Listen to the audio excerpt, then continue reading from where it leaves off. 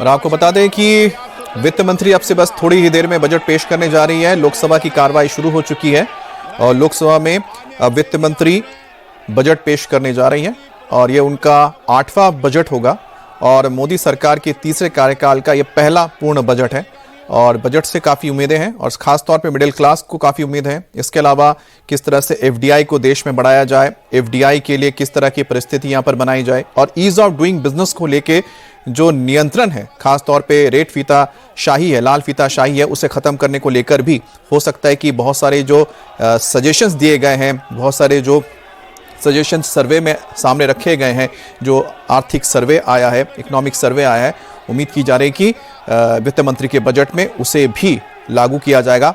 बहरहाल खास तौर पे एक जोर होगा जो पूरा का पूरा आपका एक मैन्युफैक्चरिंग सेक्टर है उसे किस तरह से और बढ़ाया जा सके। Continues our government's efforts to A. Accelerate growth, B. Secure inclusive development, C. Invigorate private sector investments, D. Uplift household sentiments, and E. Enhance spending power of India's rising middle class.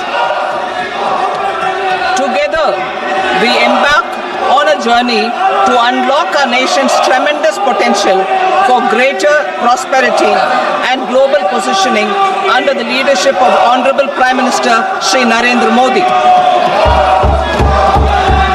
As we complete the first quarter of the 21st century, continuing geopolitical headwinds suggest lower global economic growth over the medium term. However, our aspiration for a Vikasit Bharat inspires us, and the transformative work we have done during our government's first 2 terms guides us to march forward resolutely. Our economy is the fastest growing among all major economies.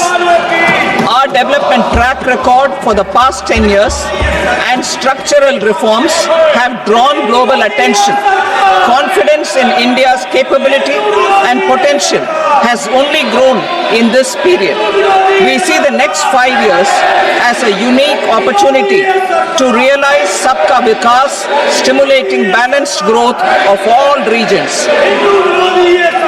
The great Telugu poet and playwright Gurujada Apparao had said, Deshamante matti kadoy, Deshamante manushuloy, meaning a country is not just its soil, a country is its people.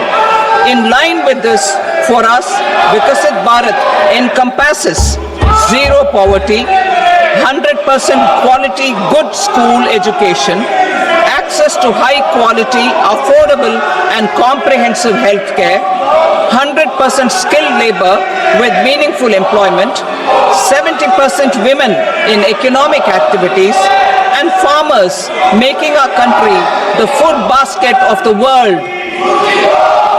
In this budget, the proposed development measures span 10 broad areas focusing on Garib, youth, Annadata and Nari, spurring agricultural growth and productivity, building rural prosperity and resilience, taking everyone together on an inclusive growth path, boosting manufacturing and furthering Make in India, supporting MSMEs, enabling employment-led development, investing in people, economy and innovation, securing energy supplies, promoting exports and nurturing innovation.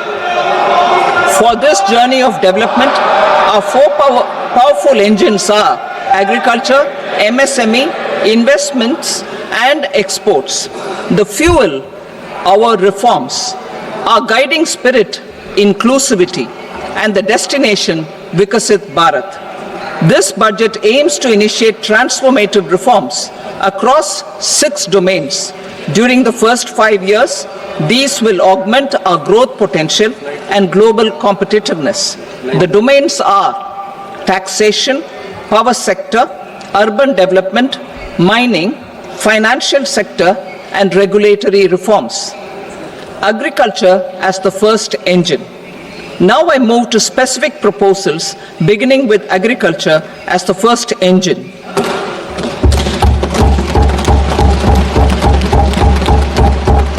Prime Minister Dhan Dhanya Krishi Yojana, developing agri districts program.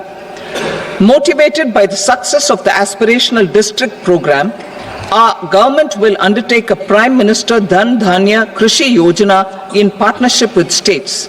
Through the convergence of existing schemes and specialized measures, the program will cover 100 districts with low productivity, moderate crop intensity, and below average credit parameters. It aims to 1. Enhance agricultural productivity, 2. Adopt crop diversification and sustainable agricultural practices. दारी से प्रधानमंत्री धन धान्य कृषि योजना का शुभारंभ करेगी। इस कार्यक्रम में मौजूदा योजनाओं और विशिष्ट उपायों के अभिसरण के माध्यम से कम उत्पादकता, कम फसलों की बुआई और औसत में से कम ऋण मानदंडों वाले 100 जिलों को शामिल किया जाएगा। इसका उद्देश्य संवर्धित कृषि उत्पादकता, 2. फसल विविधता और सतत कृषि पद्धतियों को अपनाना, 3.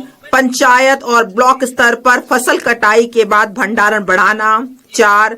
सिंचाई की सुविधाओं में सुधार करना और 5. दीर्घ अवधि और लघु अवधि ऋण की उपलब्धता को सुविधाजनक बनाना होगा। इस कार्यक्रम से 1.7 करोड़ किसानों को मदद मिलने की संभावना है। ग्रामीण संपन्नता और अनुकूलन निर्माण।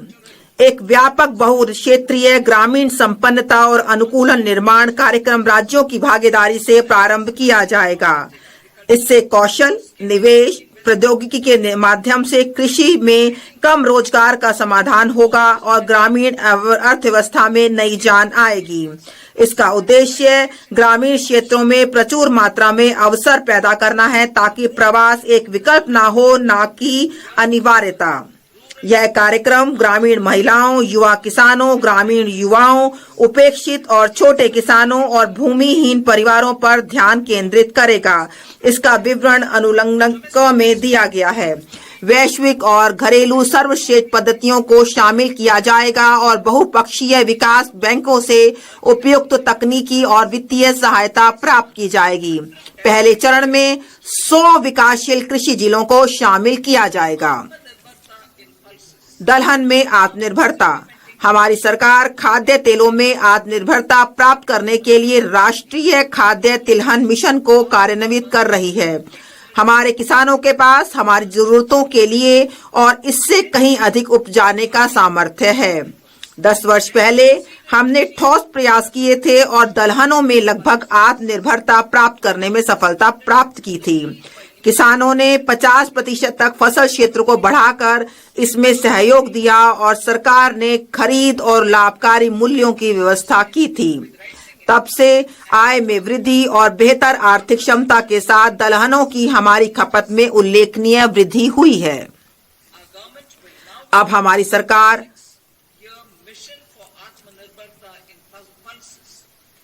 तूर, उड़द और मसूर पर विशेष ध्यान के साथ 6 वर्षीय दलहनों में आत्मनिर्भरता मिशन प्रारंभ करेगी। इसका विस्तृत विवरण अनुलग्नक ख में दिया गया है।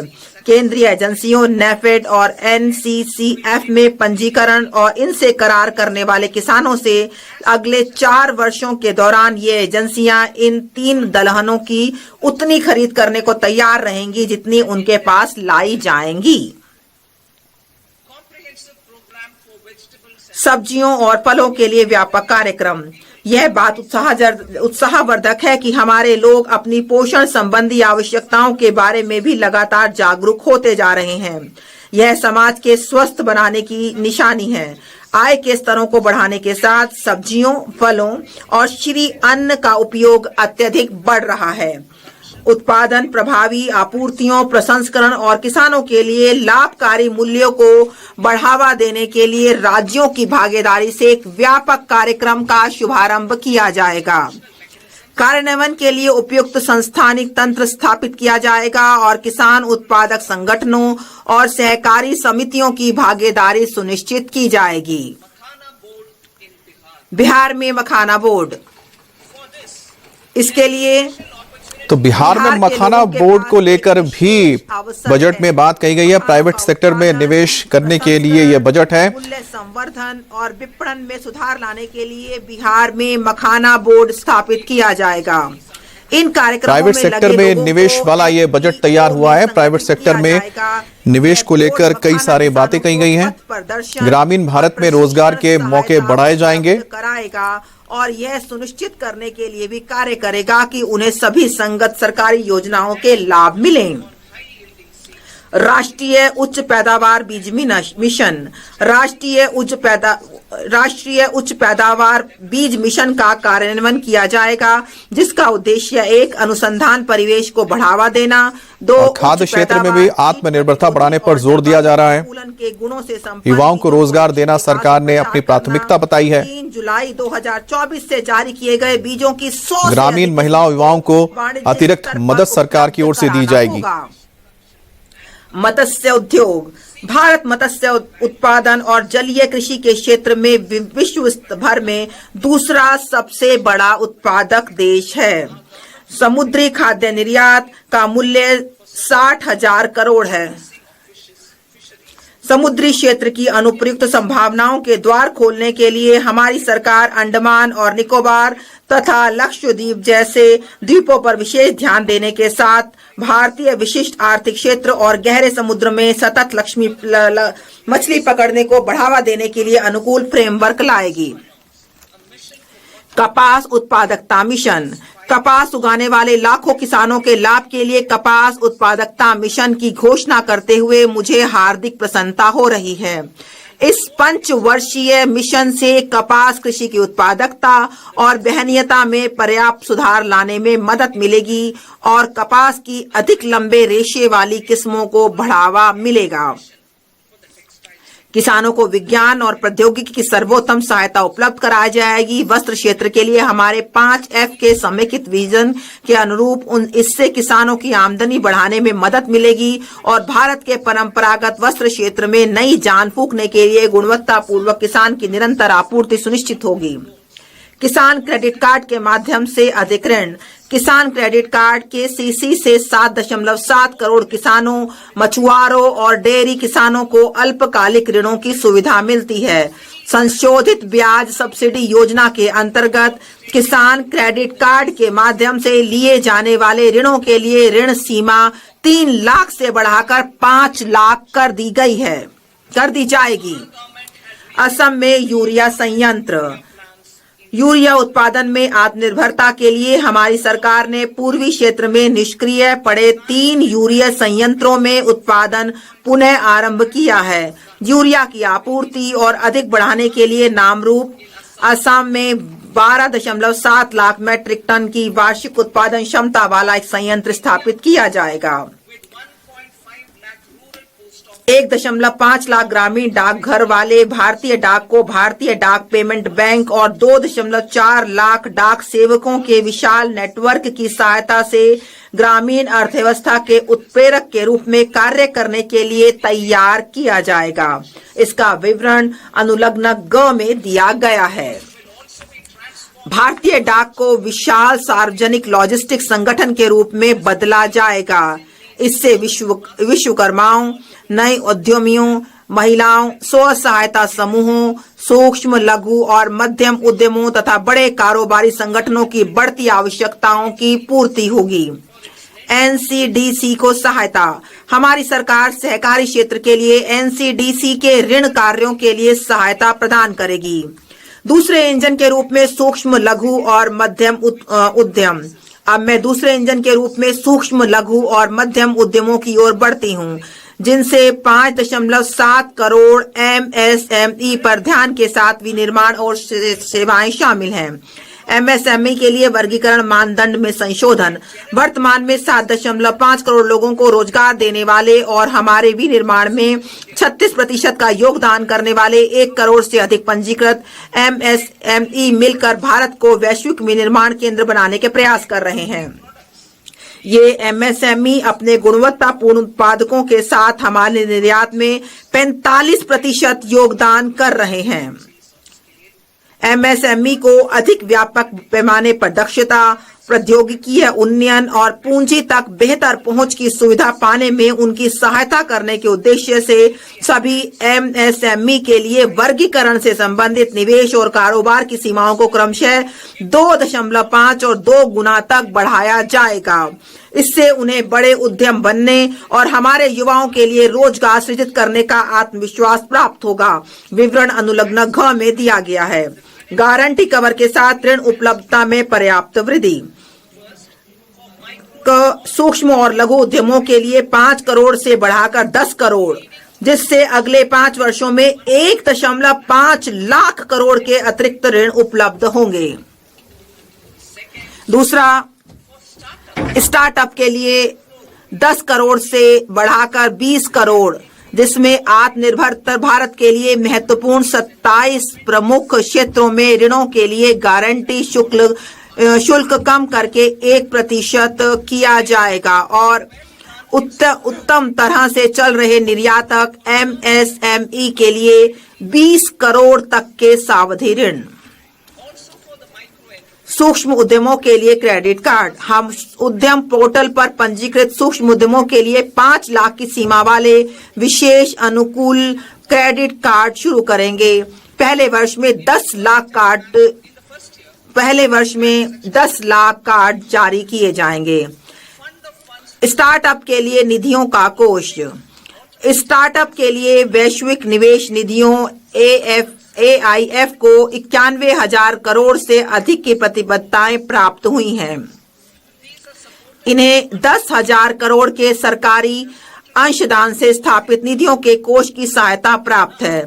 अब विस्तारित कार्यक्षेत्र और 10,000 करोड़ के नए अंशदान के साथ निधियों के नए कोष की स्थापना की जाएगी।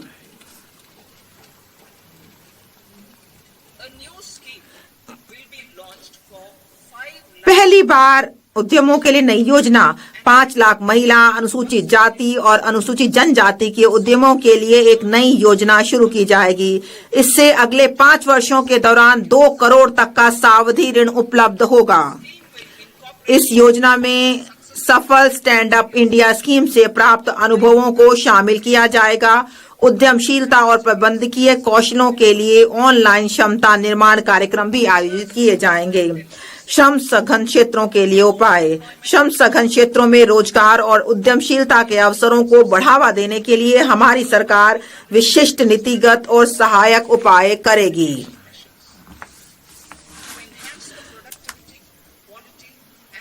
भारत के फुटवियर और लेदर क्षेत्र की उत्पादकता, गुणवत्ता और प्रतिस्पर्धात्मकता बढ़ने हेतु फोकस उत्पाद स्कीम कार्यान्वित की जाएगी। इस स्कीम में लेदर, फुटवियर और उत्पादों के लिए सहायता के अलावा बिना लेदर वाले गुणवत्तापूर्ण फुटवियर के उत्पादन हेतु आवश्यक डिजाइन क्षमता, घटक विनिर्माण और मशीनों के लिए सहायता दी जाएगी। इस स्कीम से 22 लाख व्यक्तियों को रोजगार मिलने और 4 लाख करोड़ का कारोबार और 1.1 लाख करोड़ से अधिक का निर्यात होने की उम्मीद है। खिलौना क्षेत्र के लिए उपाय। राष्ट्रीय खिलौना कार्य योजना के आधार पर हम भारत को वैश्विक खिलौना केंद्र बनाने के लिए एक योजना कार्यान्वित करेंगे।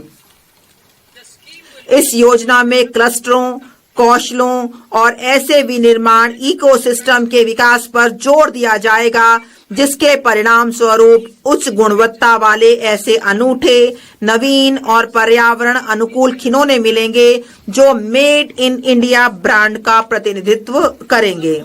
खाद्य प्रसंस्करण के लिए सहायता। पूर्वोदय में हमारी प्रतिबद्धता के अनुरूप हम बिहार में राष्ट्रीय प्रौद्योगिकी उद्यमशीलता और प्रबंधन संस्थान स्थापित करेंगे। इस संस्थान से पूरे पूर्वी क्षेत्र में खाद्य प्रसंस्करण कार्यकलापों को पुरजोर बढ़ावा मिलेगा। इसके परिणाम स्वरूप 1. किसानों के उत्पादों के मूल्य संवर्धन के माध्यम से उनकी आमदनी बढ़ेगी और 2. युवाओं को कौशल प्रशिक्षण, उद्यमशीलता और रोजगार के अवसर प्राप्त होंगे। furthering Make in India. विनिर्माण Our mission government make in will India set को up a आगे national बढ़ाना। manufacturing mission हमारी सरकार covering केंद्रीय small, मंत्रालयों medium और राज्यों and के large लिए नीतिगत industries सहायता, for furthering Make in निष्पादन India कार्य योजनाओं, by providing शासन policy और निगरानी support, फ्रेमवर्क execution उपलब्ध roadmaps, कराकर governance make in India and को आगे monitoring बढ़ाने के framework उद्देश्य for से central लघु, ministries मध्यम and और states. बड़े उद्यमों को शामिल Details करते are हुए in राष्ट्रीय annexure. विनिर्माण मिशन की स्थापना करेगी। Given our commitment इसका to विवरण climate अनुलग्नक friendly अंग में दिया गया The है। mission will also support और clean tech manufacturing. यह जो This will aim to improve domestic इसका जो value addition. जलवायु अनुकूल विकास की परतों को ध्यान में रखते हुए यह मिशन स्वच्छ प्रौद्योगिकी विनिर्माण को भी सहायता प्रदान करेगा। इसका उद्देश्य घरेलू मूल्यवर्धन में पर्याप्त सुधार करना, solar PV cell, EV battery, मोटरों, कंट्रोलरों, इलेक्ट्रोलाइजरों, विंड टर्बाइनों, अत्यधिक वोल्टेज वाले ट्रांसमिशन उपकरण और ग्रिड स्किल बैटरियों का हमारा इकोसिस्टम तैयार करना होगा। तीसरे इंजन के रूप में निवेश। अब मैं तीसरे इंजन के रूप में निवेश की ओर बढ़ती हूँ, जिसमें लोगों में निवेश, अर्थव्यवस्था में निवेश और नवाचार में निवेश शामिल है। लोगों में निवेश, सक्षम आंगनवाड़ी और पोषण 2.0। सक्षम आंगनवाड़ी और पोषण 2.0 कार्यक्रम देश भर में 8 करोड़ से अधिक बच्चों, 1 करोड़ गर्भवती महिलाओं तथा स्तनपान कराने वाली महिलाओं और आकांक्षी जिलों एवं पूर्वोत्तर क्षेत्र में लगभग 20 लाख किशोरियों को पोषण संबंधी सहायता प्रदान करता है। इस पोषण संबंधी सहायता के लिए लागत मानदंडों को समुचित रूप से बढ़ाया जाएगा। अटल टिंकरिंग प्रयोगशालाएं हमारे बच्चों में जिज्ञासा और नवाचार की भावना उत्पन्न करने तथा वैज्ञानिक सोच को बढ़ावा देने के लिए अगले 5 वर्षों में सरकारी स्कूलों में 50,000 अटल टिंकरिंग प्रयोगशालाएं स्थापित की जाएंगी। सरकारी माध्यमिक स्कूलों और प्राथमिक स्वास्थ्य केंद्रों पीएचसी के लिए ब्रॉडबैंड कनेक्टिविटी।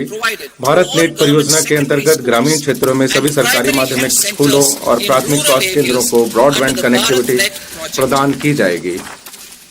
भारतीय भाषा पुस्तक स्कीम।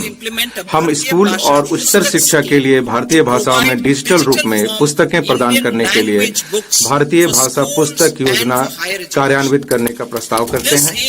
इसका लक्ष्य विद्यार्थियों को अपने विषयों को बेहतर ढंग से समझने में मदद करना है। राष्ट्रीय कौशल उत्कृष्टता केंद्र। जुलाई 2024 के बजट में घोषित की गई पहलों की दिशा में कार्य करते हुए वैश्विक विशेषज्ञता और भागीदारी के साथ 5 राष्ट्रीय कौशल उत्कृष्टता केंद्रों को स्थापित किया जाएगा, ताकि make for India, make for the world विनिर्माण के लिए आवश्यक कौशलों के साथ हमारे युवाओं को सुसज्जित किया जा सके। इस भागीदारी में पाठ्यक्रम डिजाइन, प्रशिक्षकों का प्रशिक्षण, कौशल प्रमाणन फ्रेमवर्क और आवधिक समीक्षा को शामिल किया जाएगा। आईआईटी में क्षमता का विस्तार। 23 आईआईटी में विद्यार्थियों की कुल संख्या में 100% की वृद्धि हुई है, जो विगत 10 वर्षों में 65,000 से बढ़कर 1.35 लाख हो गई है।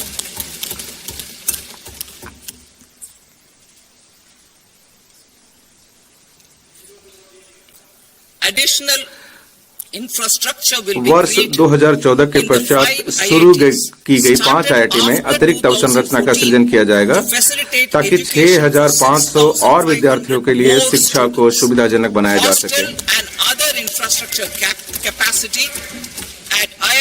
आईआईटी पटना में छात्रावास और अन्य अवसंरचना संबंधी क्षमता को भी बढ़ाया जाएगा। Centre of excellence. शिक्षा हेतु centre of excellence in AI. शिक्षा हेतु एआई में उत्कृष्टता केंद्र। मैंने 2023 में कृषि, स्वास्थ्य और धार्मिक शहरों के लिए कृत्रिम बुद्धिमत्ता संबंधी 3 उत्कृष्टता केंद्रों की घोषणा की थी। अब 500 करोड़ के कुल परिव्यय से शिक्षा हेतु कृत्रिम बुद्धिमत्ता संबंधी एक उत्कृष्टता केंद्र स्थापित किया जाएगा। चिकित्सा शिक्षा का विस्तार। हमारी सरकार ने 10 वर्षों में लगभग 1.1 लाख स्नातक और स्नातकोत्तर चिकित्सा शिक्षा सीटों को जोड़ा है और यह 130% की वृद्धि है। अगले 5 वर्षों में 75,000 सीटों को जोड़ने के लक्ष्य की दिशा में आगामी वर्ष में मेडिकल कॉलेजों और अस्पतालों में 10,000 अतिरिक्त सीटें जोड़ी जाएंगी। 75,000 seats in the next 5 years.